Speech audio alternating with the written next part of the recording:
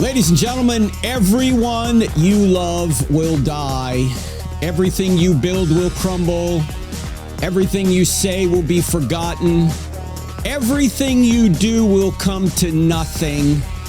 You and your identity will die and vanish unless the resurrection is true.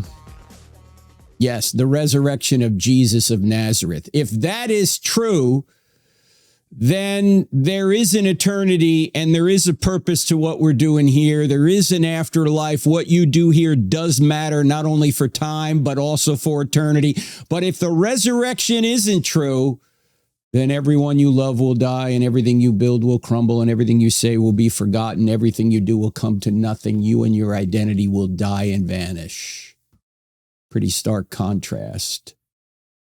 Look, we're either imagers of God or clever, murderous monkeys fighting for supply, fighting for control of the banana supply. That's it. Those are the two options we have.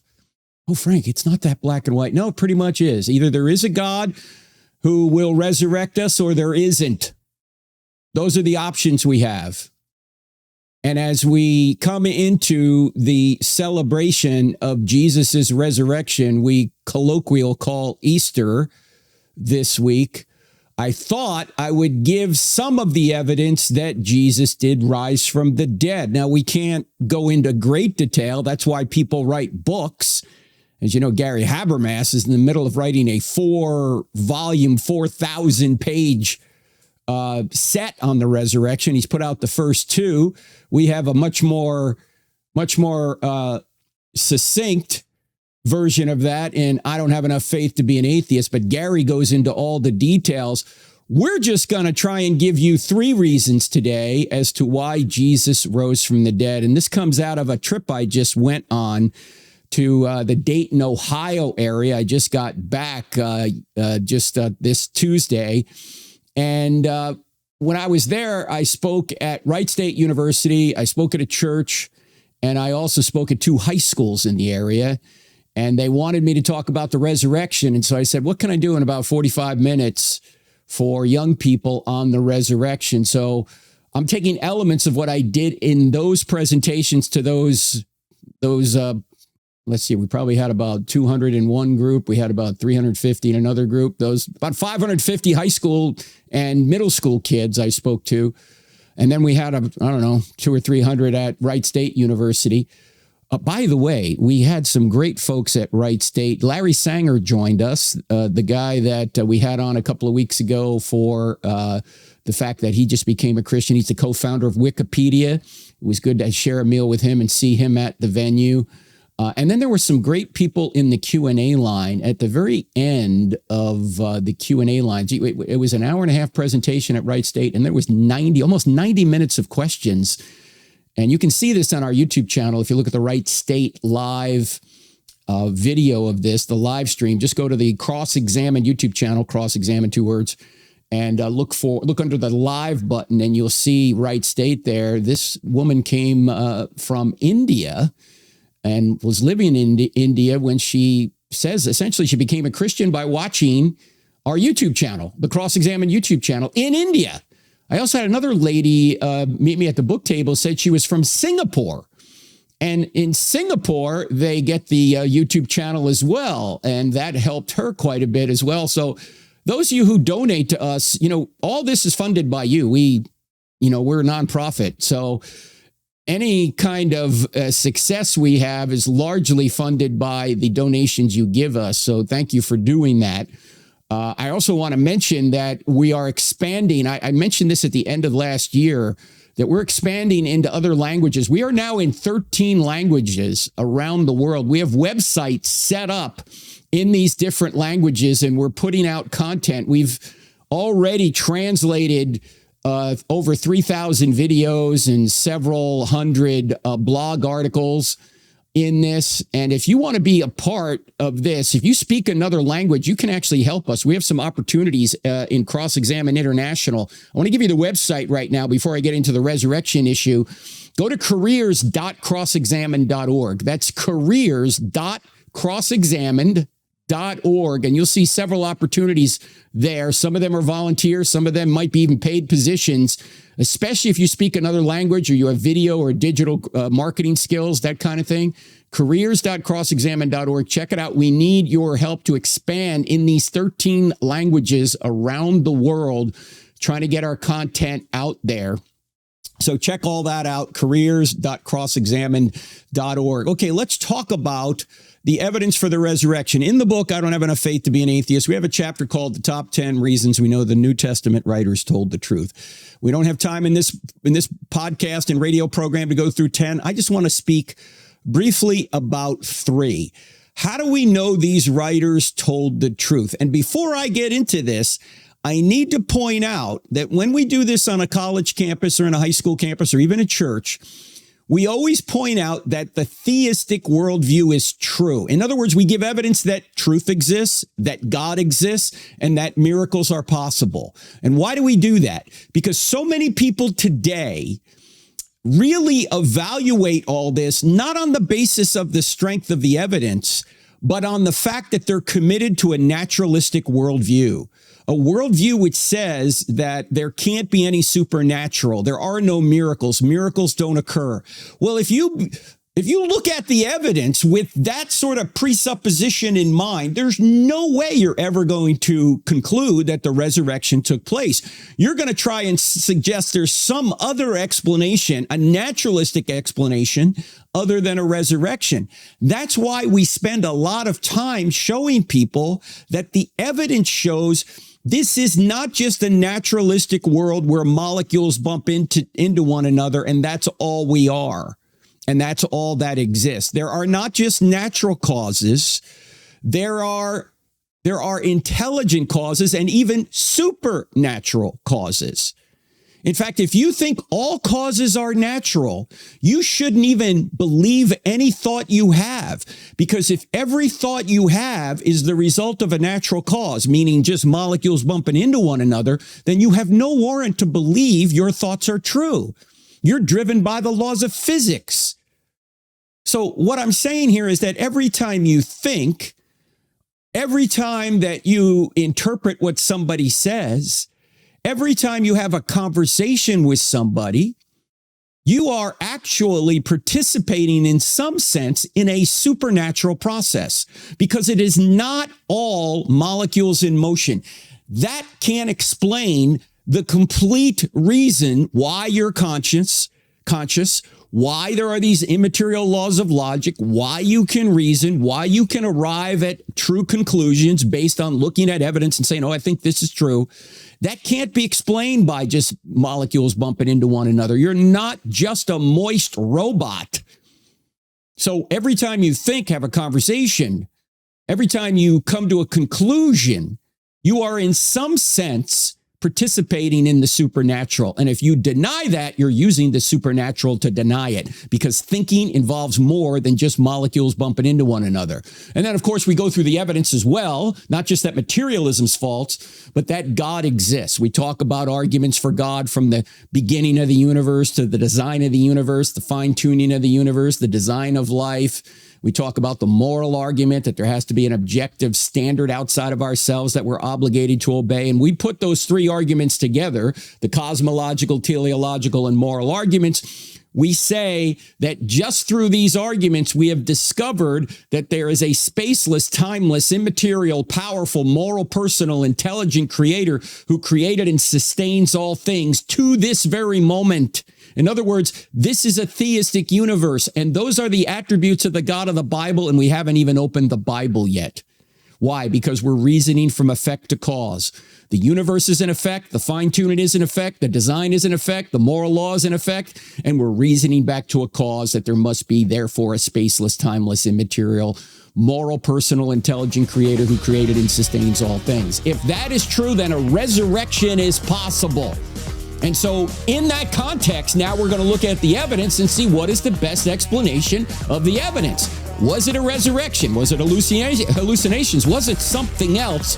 We're going to get into it right after the break. Don't go anywhere. You're listening to I Don't Have Enough Faith to Be an Atheist with me, Frank Turek, back in just 2 minutes. Please don't go anywhere.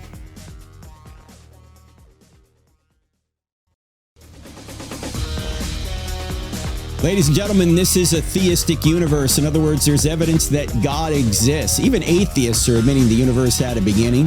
Famously, Stephen Hawking said, almost everyone now believes that the universe and time itself had a beginning at the Big Bang. Well, if that's true and atheists are admitting it, then whatever created space-time and matter must transcend space-time and matter. In other words, the universe must be space, or the cause of the universe must be spaceless, timeless, immaterial, powerful, personal, and intelligent, at least, in order to create this universe. If that's the case, then God exists. The greatest miracle in the Bible is not the resurrection. The greatest miracle in the Bible is the first verse. In the beginning, God created the heavens and the earth. If that verse is true, every other verse is at least possible. So when we look at the evidence for the resurrection, we have to keep that in mind. It is possible the resurrection took place, because if God can create the universe out of nothing, then he can do whatever he wants. It's not logically impossible inside the universe, and that includes resurrecting Jesus from the dead. Now, before I get into this, I also want to point out that notice that Jesus' resurrection is one of several miracles he supposedly did that demonstrate he's the Messiah. In fact, I just did a podcast with Josh Howerton, the pastor down there at Lake Point Church in near Dallas, Texas. And I was coming back from Sam Houston State University, and Josh said, "Hey, can you come do an apologetics podcast with me?" I said, "Sure, I'll just drive up to Dallas and leave from Dallas." So was with Josh last week. It's going to actually come out the day after Easter on his podcast. And by the way, I want to mention the podcast he does with a couple other pastors. I think it's called Resurge, is really good. These guys are really insightful on how pastors can move the ball forward and make disciples in their congregations. So you may want to check out that Research podcast with Josh Howerton and another pastor. His name's Josh. I can't remember his last name. Anyway, there's two Joshes. And then Josh has his own podcast you may want to check into as well. Very insightful young pastor, 41 years old, big church down there in Dallas. In any event, let's dive into the evidence for the New Testament. And I got sidetracked because I was thinking of Josh for a second. I mentioned on the podcast with Josh that these four categories of miracles that Jesus does demonstrates that he is the Messiah. Think of the four things that give us trouble here in this life: sin, sickness, nature, and death. We sin, we get sick, nature can hurt us, and we die. Notice that when Jesus does miracles, he does miracles in those four categories. He's sinless, he has power over sickness, he has power over nature, and he has power over death. Those miracles themselves demonstrate that he is the Messiah, the Savior. In other words, he can correct those problems. He can fix those problems. That's what a Messiah does. He doesn't come to earth and do card tricks or, saw a woman in half, nor does he do something that has no real impact on whether or not we're saved from this fallen world, like allegedly Joseph Smith of the Mormon faith got golden plates. What do golden plates do for us? Zip, zero, nada. I can make golden plates in my garage if I need to, if I have the right materials. That's no proof that they've come from God, but even if they have come from God, they're not solving a problem for us like Jesus solves problems for us. Jesus, again, power over sin, power over sickness, power over nature, power over death. So just what he does, not just what he says, but what he does demonstrates he's our Savior. So here are the three reasons that I gave to these high school kids, and even at Wright State the other night, to show them that the New Testament writers are telling the truth. The first is that there is embarrassing stories in the text. In other words, they did not invent this story. The second is there are eyewitness details throughout the text, that they were really there, or they knew people who were there. You couldn't invent this. And then number three, there are excruciating deaths. In other words, they died for it. They didn't invent it. They were there and they died for it. So let's spend a little bit of time on each of these. We'll get through as much of it as we can. If we can't get through it all, we'll go on the midweek podcast and talk more about it. I talk a lot when I go to college campuses and high schools and churches about embarrassing stories, because historians know that whenever they are investigating a document and trying to discover whether the author or authors are telling the truth, they know if there are embarrassing details or stories in the text that are embarrassing to the author or authors, that those stories are probably true. Why? Because you're not going to invent things that make you look bad.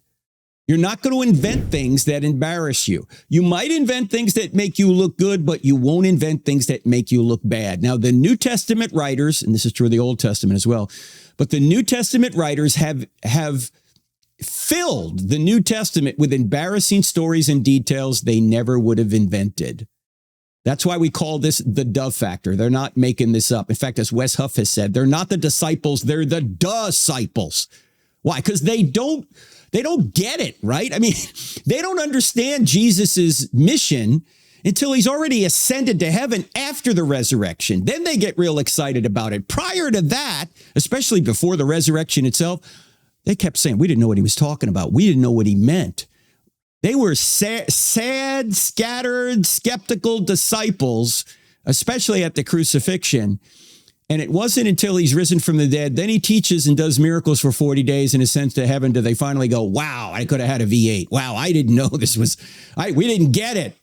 And then they become the most energetic and successful, peaceful missionary force in the history of the world, because this event known as an impact event, which I'll get to later, the resurrection, transformed their lives. But they were the disciples prior to all this. And think about how many embarrassing things occur in the text. I mean, Jesus calls Peter Satan. Do you think they made that up? That doesn't make any sense. He's the leader. That's embarrassing. And then Peter says, Lord, I'll never deny you. What does he wind up doing? He winds up denying him 3 times. And then all the disciples, maybe with the exception of one, at the crucifixion, they all run away. This is like a Monty Python movie. Run away! Right? They all run away. And who are the brave ones? The women are the brave ones. Now, who wrote the New Testament documents down? It's men. What man is going to invent that he was hiding for fear of the Jews while the women went down to discover the empty tomb? No man would invent that. I wouldn't invent it. You wouldn't invent it if you're a man, if you were there. You wouldn't embarrass yourself, or you wouldn't make up a story that embarrasses yourself. You might report the facts, but you wouldn't make it up. I mean, if I was making it up, I'd say we marched right down there and overpowered that elite Roman guard. John said, get out. Peter, roundhouse kicked him. Thomas said, we'll be back. No doubt. Some of you may get that tomorrow. And then on Sunday morning, we marched right down to the tomb and we saw Jesus, who congratulated us on our great faith. And then we went and comforted the trembling women. I would never say I was Mr. Sissy Pants while the women went down and discovered the empty tomb. No way. And by the way, why would you never say the women were the first witnesses in that culture? Forget about the fact it was embarrassing to men. It was, but independent of that, you would never say the women were the first witnesses because their testimony was not considered on par with that of a man. So if you're making up the New Testament story, you'd always say the men were the first witnesses, not the women. Yet all 4 gospels say the women were the first witnesses. In fact, one of them was a formerly demon-possessed woman, Mary Magdalene. How credible would that woman be? This is not an invented story. All 4 gospels say the women were the first witnesses because that's exactly how it happened, despite the fact it did not help their case. In fact, it's interesting. If you look at the earliest evidence for the resurrection, it's in a creed. It's recorded in 1 Corinthians 15. I don't have time to go to it right now, but if you go to 1 Corinthians 15, verses 3-8, it basically explains who Jesus appeared to. This originated all the way back at the event itself. Even atheist scholars like Bart Ehrman agree this is a very early creed. In other words, it was memorized orally. Paul wrote it down when he's writing to the church at Corinth in 55 AD. But this creed originates in the early 30s, right after the resurrection. And notice in the creed, it mentions, the 12 and that Jesus appeared to the 12. He appeared to Peter. He appeared to Paul. He appeared also to James. Notice who it doesn't say Jesus appeared to. It doesn't mention the women. Why doesn't it mention the women? Because in a creed, it wouldn't help their case. When the gospel writers are writing what happened, they include the women because that's just what happened. But when you're formulating a creed that people would memorize, adding women to the witness list in that culture would not have advanced the case. So they're not making this up. I actually had a woman come up to me once and she said, Frank, I know why Jesus appeared to the women first. I said, why? And she said, because he wanted to get the story out. I said, that is an excellent point. I had not thought of that. Because ladies, when your man comes home from work, does he say much? No way. He doesn't tell you much, right? There could be a nuclear explosion down at the plant. He's not going to tell you. You'll see it on the news before you hear it from him. I was at University of Cincinnati a year and a half ago, and a guy came up to me after it, and he said this. You think that's bad about men not talking about what happened at work? He said, I know of a friend who was on a plane with a pilot, just he and the pilot. It was a private plane, and they're flying along, and the pilot dies. And he said, my friend did not know how to land the plane. So just like in the movies, the tower talked him down. When he went home that night, his wife said, hey, honey, how was your day? And he said, same old, same old. I didn't even tell her. Men don't talk very much about work. So Jesus appeared to the women first, maybe for a strategic reason. Also, notice that in Matthew 28, Matthew 28, this is the Great Commission. When Jesus takes his disciples up on the hill in Galilee to give them the Great Commission, it says of the disciples who are watching him give the Great Commission, you know the Great Commission, go therefore, make disciples of all nations. Notice he doesn't say make believers. He says make disciples. There's a difference. Anyway, it says of them in verse 17, Matthew 28:17, the climax of the gospel. It says of the disciples who are watching Jesus give them the Great Commission. It says, some believed, but some doubted. What? He's standing resurrected right in front of them and they're doubting. This is embarrassing. If they're making this up, no one's ever going to doubt, right? They're just telling the truth as it happened. They're not inventing things. This is evidence they're telling the truth, ladies and gentlemen. There's a lot more after the break. You're listening to I Don't Have Enough Faith to Be an Atheist with me, Frank Turek, on the American Family Radio Network. Website, crossexamined.org. Cross-examined with a D on the end of it.org. He is risen. Now you're supposed to say he is risen indeed. See you in 2 minutes.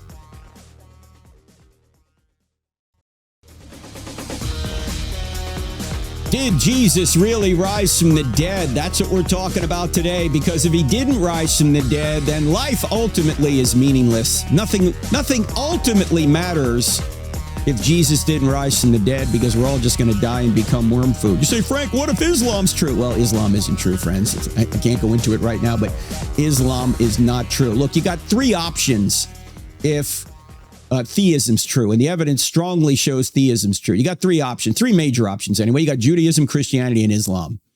Now, Judaism, of course, is true. It's just incomplete.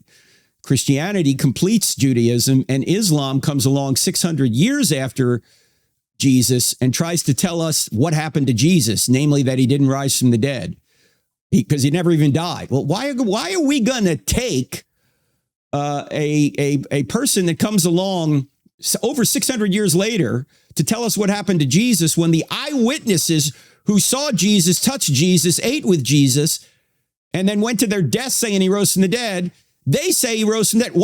Why are we going to take people that come along 600 years later? That makes zero sense to me. So the resurrection is paramount. If Christianity, or let me put it another way, if the resurrection happened, Christianity's true. If the resurrection didn't happen, Christianity's false. It's as simple as that. And Paul says this, of course, in 1 Corinthians 15. He says, if Christ hasn't risen from the dead, your faith is in vain. And he's right. Christianity is a worldview you can investigate and discover whether or not it's true. It's not just someone's philosophy. You can actually see if these events occurred in history. And if they did, Christianity's true. If they didn't, Christianity's false. And by the way, we're going to talk more about this next week at the University of Tennessee at Knoxville. That's April 23rd. All the details on our website. If you're anywhere near Knoxville, love to see the volunteers come out for that. We'll also live stream it. Also going to be the following week at Unshaken, Hawaii. Yeah, we're going to Hawaii for Unshaken. You know, people always ask me whenever I go somewhere, does your wife travel with you? I say, yes, when it's Hawaii, but not Dayton, not Texas, right? Not Louisiana. No slams against those places, but she'll come to Hawaii. Okay, so she's going to come with me to Hawaii. Looking forward to that. Be out there with Elisa Childers, Natasha Crane at the Unshaken Conference. It'll be in Oahu. All the details on our website. That happens to be May 3rd. And we also have CIA coming up, the Cross-Examine Instructor Academy this summer. It's going to be back in Charlotte. If you want to be a part of that and learn from myself, Greg Kokel, Natasha Crane, Elisa Childers, Alan Parr, several others, go to crossexamine.org, click on online courses and apply. You got to apply. And if you apply, hopefully you'll get accepted and you can present, learn how to be better presenter of apologetics and better at answering questions. Or you can take the non-presenter track and just get the benefit of everything that's going to be talked about at CIA. 3-day program. It's going to be at I think the 18th year we're doing this. And a lot of people have come out. In fact, Elisa Childers and Natasha Crane came out of CIA. Now they're a part of the instructor team. So check all that out on our website, ladies and gentlemen, crossexamine.org. Okay, we're talking about the evidence for the resurrection. I was talking about embarrassing stories, embarrassing details. There's even embarrassing details about Jesus. You know, in Mark chapter 3, it says that his own family, Jesus' own family, thought he was out of his mind. They wanted to take him away. His family thought he was nuts. That's embarrassing. His own brothers don't believe in him. That's embarrassing when your family doesn't believe in you. We learn later, however, that James, the half-brother of Jesus, who wrote that little book in the New Testament called, James, he dies as a martyr in the city of Jerusalem. He's thrown off the Temple Mount by the Sanhedrin, and then they stone him to death. You know who tells us this? No New Testament document does. It's Josephus, the Jewish historian. And another writer, Hegesippus, who lived later. Josephus lived at this time. He may have seen this for all we know. He lived from 37 AD to about 100 AD. This happened in 62 AD. Why is James dying as a martyr for his brother when prior to the resurrection, James didn't think his brother was God? Because according to the creed, 1 Corinthians 15, verses 3 to 8, it says Jesus appeared to James. I guess that convinced him his own brother was God. Jesus is called a madman. He's called a drunkard. He's called demon-possessed. Do you think they invented this? No, they didn't invent this. He has his feet wiped with the hair of a prostitute, which easily could have been seen as a sexual advance. Oh, and notice, by the way, there are 2 prostitutes in Jesus' bloodline. Who are they? Rahab and Tamar. Do you think Matthew, when he's compiling the genealogies, he said to himself, I really think I need to spice up the Messiah's bloodline a little bit. Let me put a couple of prostitutes in here. No, he's not doing that. He's just telling the truth, as embarrassing as it is. In fact, there's a lot of shaky people in the bloodline of the Messiah. Judah, from where we get the term Jew from, not a good guy. Judah's the guy that sold his brother Joseph into slavery in the Old Testament, and then he's the one that slept with his daughter-in-law, Tamar, who was posing as a prostitute. Yet he's in the bloodline of the Messiah.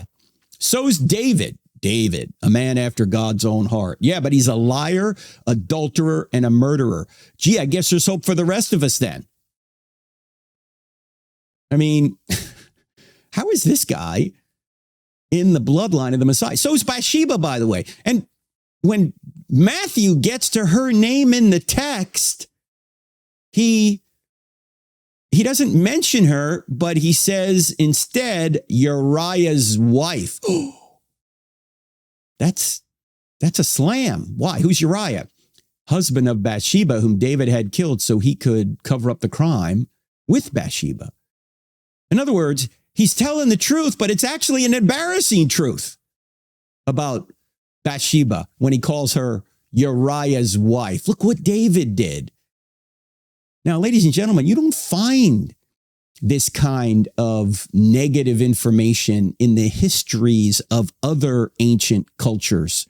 We just got back, as you know, from a trip to Egypt a couple of months ago. In fact, we're going back. We're going back to Egypt as well as Israel and Jordan this October. We're going to start in Jordan, go to Israel, and then have an optional 3 or 4 day extension into Egypt. We're only taking one bus. If you want to be a part of that, go to crossexamine.org, click on events. You'll see it there. This is October of 2025, and it's going to be an amazing trip. And if you want to be a part of it, go there. I will say that I know there's a lot of pent-up demand to go back to Israel, so we're ready to go. Many groups have already gone back. Yes, there's still fighting going on, but you don't get near that area. It's actually, when it comes to tourism, there's fewer people there, which makes it easier to get around. But we're going to go back. We're going to see all these things, and we're going to go back to Egypt, which I loved going to last time. There's so much evidence in Egypt for the Bible, and just the whole Egyptian history itself. Anyway, when you go to these places in Egypt, ladies and gentlemen, when you go to these temples, you know what they are? They're monuments of propaganda about how great the Pharaoh was. In fact, previous pharaohs are etched out by current pharaohs to say, oh no, this guy wasn't good, I'm good. In other words, it's propaganda. They don't have any negative information about the pharaohs because the pharaohs wouldn't allow that.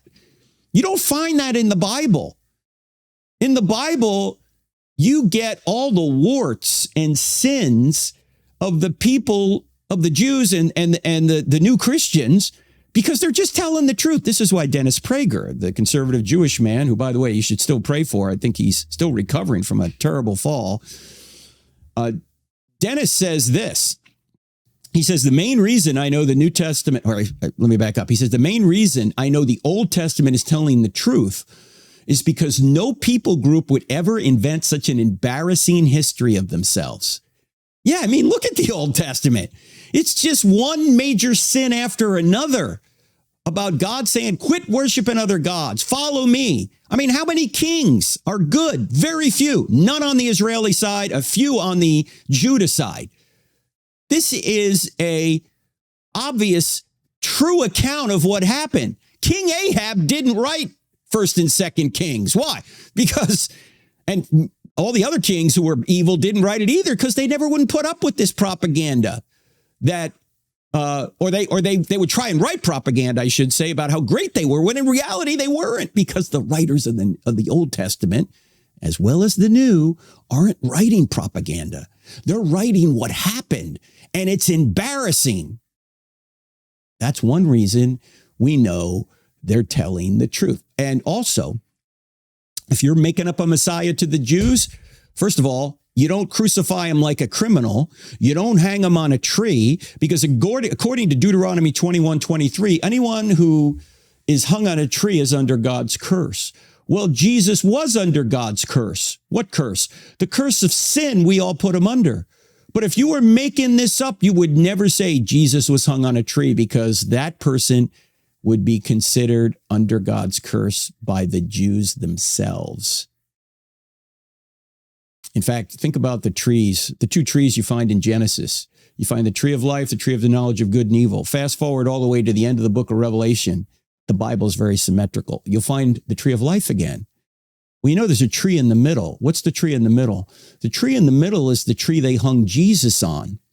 Because we sinned at the tree of the knowledge of good and evil, the only way we're again going to get access to the tree of life is if Jesus takes our sins upon himself while hanging on the tree that they crucified him on. That's why, by the way, Jesus is the only way. There's no other way an infinitely just God can allow unjust creatures like me and you to go unpunished. He's got to punish an innocent substitute in ourselves. He has to punish an innocent substitute in our place. Otherwise, he can't remain just. This is why Paul says in Romans 3:26 that God remains just and is the justifier of the one who has faith in Jesus. This is not an invented storyline, ladies and gentlemen. Now, Dennis Prager is right that the Old Testament is true. just by looking at the embarrassing nature of what they write down. Nobody would invent that. But I'd ask Dennis, if embarrassing testimony and embarrassing stories and embarrassing details show that the Old Testament's true, why doesn't it also show the New Testament's true? Because there's just as much embarrassing details and stories in the New Testament as the Old. Because maybe he's just not open to it. In fact, I've heard Dennis say this: I don't have a problem with Jesus being the Messiah. I just have a problem with Jesus being God.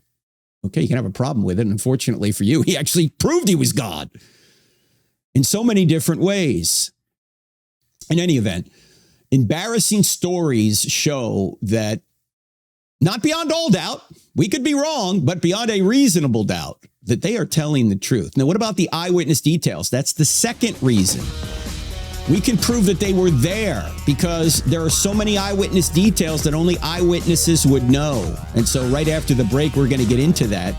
You're listening to I Don't Have Enough Faith to Be an Atheist with me, Frank Turek, website crossexamined.org, crossexamined with a D on the end of it.org. And we're going to be back in just 2 minutes on Resurrection Weekend. See you in 2.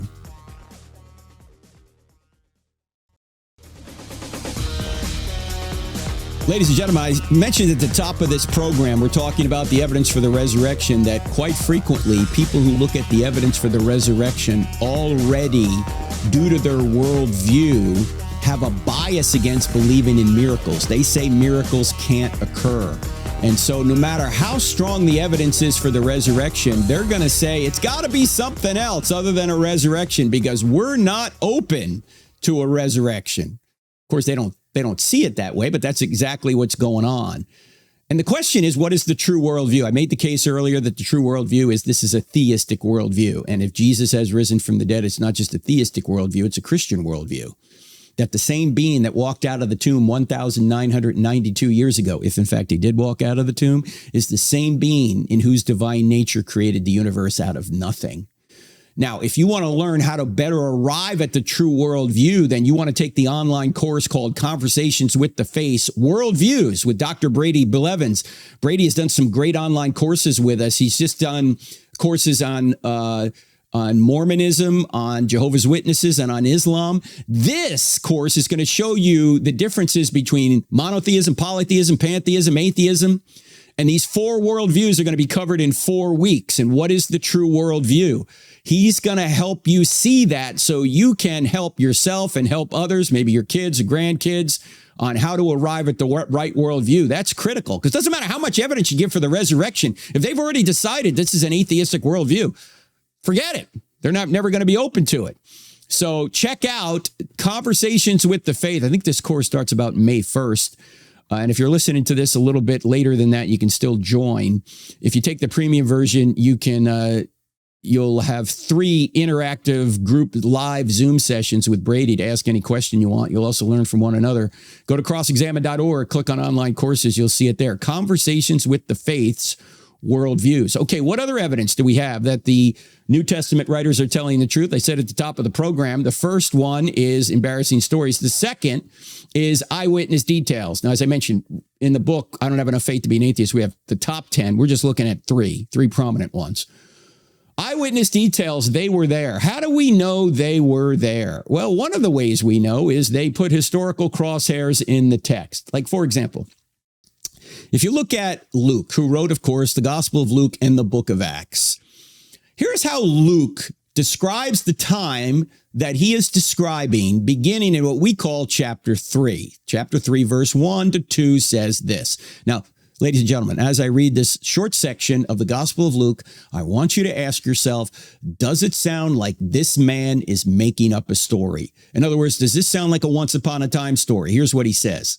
In the 15th year of the reign of Tiberius Caesar, when Pontius Pilate was governor of Judea, Herod, tetrarch of Galilee, his brother Philip, tetrarch of Iturea and Trachonitis, and Licinius, tetrarch of Abilene, during the high priesthood of Annas and Caiaphas, the word of God came to John, son of Zechariah, in the desert. Ladies and gentlemen, does he sound like he's making up a story? No, an exact date is given. This is 29 AD about. Why? Because we know that Tiberius came to power in 14 AD. So if it's the 15th year of the reign of Tiberius Caesar, it's 29 AD, or maybe 28, depending on whether you count the first year. You get the idea, okay? Right about this time. All 8 people in these 2 verses are known from history. They're all known to live at this exact time. This is not a once upon a time story. In other words, he's really pointing out when he's talking about. It would be like us today. Now we have, of course, the benefit of the calendar based on the birth of Christ. Actually, it's about 4 years off, okay? It's about 4 years off because Jesus was probably born in 4 BC. There's some medieval monk made an error in calculations. This is really like 2029, okay, if you want to go from Jesus' birth, but leave that aside. 2025 right now. We say it's 2025. Back in the day, they'd say, well, it's the 15th reign of the reign of Tiberius Caesar. It would be like us today saying it's the first year of the second Trump administration. J.D. Vance is the vice president. Mike Johnson is Speaker of the House. John Thune is the head of the Senate. You would know exactly, Pete Hegseth is the Secretary of Defense. This is the kind of thing, if somebody years from now had those facts, they go, oh, hey, we're talking about 2025, right? That's what Luke's doing here in his own way by using the dating system they used back in the day. They base on it the reign of an emperor, which is what Luke does here. And by the way, the book of Acts has 84 historically confirmed eyewitness details in it. If you just go from chapter 13 to the end of the book, chapter 28, Roman historian Colin Hemmer went through the book with a fine-tooth comb, and he pulls out all these eyewitness details that only an eyewitness or somebody knew an eyewitness would know. I mean, obscure stuff like who was the equivalent of a mayor in a small town on the Mediterranean? Luke gets it right. What was the strange slang they used there? Luke gets it right at the time. What are the weather patterns in the Mediterranean at a certain time of the year? He even gets the depth of the water off Malta right when they run aground in Acts chapter 27. How would he know that? Because he was there, okay? And by the way, when Luke is citing all these obscure, seemingly trivial eyewitness details that he could have left out, but he didn't. When he's citing all these, he's also pointing out that Paul is doing miracles as he's making his missionary journeys. Well, why would he be all accurate with all these minor details which can be verified and then lie about the big issues? Doesn't seem to make any sense. In fact, there was a great archaeologist, Sir William Ramsay. He spent 20 years of research in the area Luke wrote about. This guy started looking into Luke. This is a century ago. He started looking into Luke thinking, this guy's not telling the truth. When he was done, he said, Luke is an historian of first rank. And he said, Luke references 32 countries, 54 cities, and 9 islands with no mistakes. He didn't have Google Earth, didn't have an iPhone, didn't have the internet, didn't have modern maps, any of that. How would Luke know this? He either was there himself or he knew somebody who was there. He's telling the truth, in other words. Luke has several more of these eyewitness details in his gospel, some from just chapter 3 I just mentioned. In the Gospel of John, which many say is written in the 90s, I think it's written prior to 70 AD, John has 59 historically confirmed or historically probable eyewitness details in it. By the way, these are all listed in the book. I don't have enough faith to be an atheist. We can't go through them all in this radio broadcast and podcast, obviously. I'm just referencing this. And then the New Testament documents cite more than 30 people confirmed by secular sources or archaeology. In fact, when we just went through a 22-lesson, 1-hour lesson series called Digging Up the Bible. It's airing on TV right now. I think the last episode's airing next week on our TV show, which is on Wednesday nights, 9 p.m. You can view it on our website, crossexamine.org. We uncovered, myself and my research assistant, Dr. John Ferrer, we uncovered, I think the total number was 107 people mentioned in the Bible have been found in the dirt. 107. And about 35-ish or so of those are found in the New Testament. Who are these people? In other words, these are people the New Testament talks about that other writers and archaeology tells us about. People like the Agrippas, Ananias, Annas, Bernice, Augustus, Caiaphas, Felix. John the Baptist is even mentioned by by Josephus. James is in archaeology. We have his ossuary, and he's mentioned by Josephus. All the Herods have been found either in archaeology or in other writings. Tiberius Caesar. Pilate has been found in archaeology and other writings. I mean, 30 plus of these people. They're not making this story up. You say, well, Frank, that's the Spider-Man fallacy. Just because they have eyewitness details doesn't mean the story's telling the truth, because Spider-Man is set in a real New York City and they get a lot of the details right, but that doesn't mean these events really happened. Okay, I'm going to cover that in the next podcast. That's a bogus objection, but I don't have time to get into it now. I'm just going to keep going through the evidence here. We discovered Pilate in a stone up in Caesarea in 1961. We've also have rings from Pilate. We also have coins with Pilate's name on it. We actually have Josephus mentioning Pilate, the Jewish historian, as I say, lived from 37 AD to about 100 AD. We have the burial box of Caiaphas, the ossuary of Caiaphas. And you can see this if you go to the Israel Museum. I've been there and seen it. It's just sitting on a table there. What's the burial box of Caiaphas? It's called an ossuary. It's a limestone box that the Jews used from about 20 BC to 70 AD. About a year after somebody died, they go into the tomb, they take the bones out, put them in this limestone box known as an ossuary, and they'd reinter the remains because they believed in a bodily resurrection. So they wanted to keep the bones together. And this ossuary was discovered in 1990 in Jerusalem. And on the side of it, it identified the remains as the remains of Caiaphas. The only Caiaphas known from history is the guy that sentenced Jesus to die. And this ossuary is so ornate. Maybe we can show this in the YouTube version of this. Maybe we'll put a picture of it behind me. But this ossuary is so ornate, it had to be some special person, because other ossuaries, like we have an ossuary of the guy, you may have heard of the guy who we have his heel bone. There's a nail going through it. He's a crucified victim. When we found that crucified victim, his ossuary is just a plain limestone box. This one from Caiaphas is obviously someone very important. So inside this box was found the bones of a 60-year-old man and his family. This is not a made-up story. In fact, to close the loop on this, do you know that 7 people associated with Jesus' crucifixion have been found in the dirt? Yep. Herod, Simon of Cyrene, Pilate, Peter, Caiaphas, Annas, the co-high priest, and Jesus himself. He's on his brother James's ossuary. James's ossuary says, James, son of Joseph, brother of Jesus. That's been verified to be authentic. So 7 biblical names from Jesus's trial and crucifixion have been found in the dirt in archaeology. And there's so much more, friends. We're going to have to pick this up on the midweek podcast. If you're listening on the American Family Radio, you won't hear it. You got to go to the I Don't Have Enough Faith to Be an Atheist podcast on Tuesday and listen to the next podcast. We'll talk about excruciating testimony in the next one. In the meantime, he is risen, and you're supposed to say he is risen indeed. Your life matters because the resurrection occurred. See you next time. If you're looking for solid answers to life's biggest questions, don't miss the latest episode of I Don't Have Enough Faith to Be an Atheist.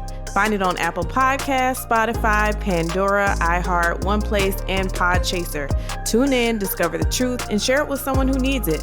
Let's keep spreading the truth together.